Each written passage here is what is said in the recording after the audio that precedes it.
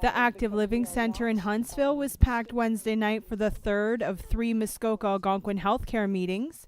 The meetings have been held to update the public and lay out potential options for the future of healthcare services in Muskoka. We're looking at 3 options. One would be a hospital centrally located between where the 2 current hospitals are located right now. The other would be looking at 2 hospitals, not status quo as you see them today, but a hospital presence in each of the communities with emergency departments.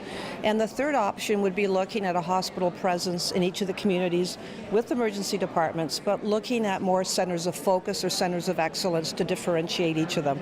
Following the formal presentation, the public got to speak directly with Muskoka Algonquin Healthcare officials. Tonight, I think I learned quite a bit. I had some misconceptions coming in about maybe what the board had already decided for us in the community in Muskoka, and to a large degree those concerns have been put aside. I think, we've learned tonight that the process is really sort of in development. It's sort of halfway through. I get the feeling that they really are listening to what we have to say, and that there's 3 viable options on the table here. Not necessarily viable, but 3 options on the table, and that our input is important. I like the fact that they're offering us all this information, and now we have to go home and figure it all out. And I'm glad to see a really good turnout. We were at the rally on Saturday, and there was a really good turnout for that. So I'm glad people are interested, and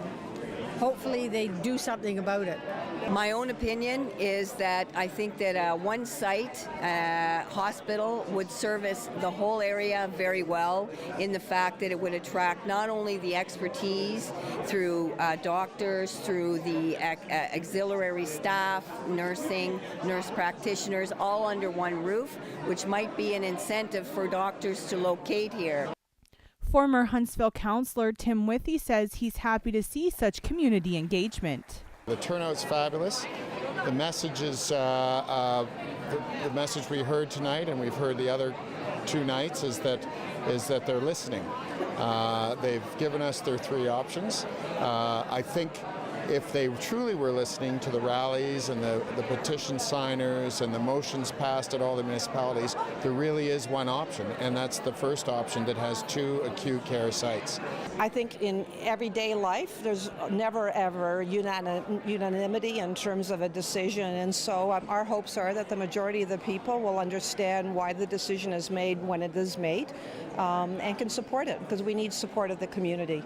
The full presentation is available on the Muskoka Algonquin Healthcare website. Officials say they will take every bit of feedback before a final decision is made. The hopes are that we be able to bring it forward to the board at the May board meeting for a decision.